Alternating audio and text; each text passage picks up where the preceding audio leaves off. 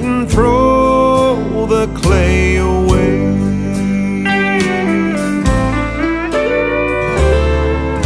He is the potter, and I am the clay, molded in His image.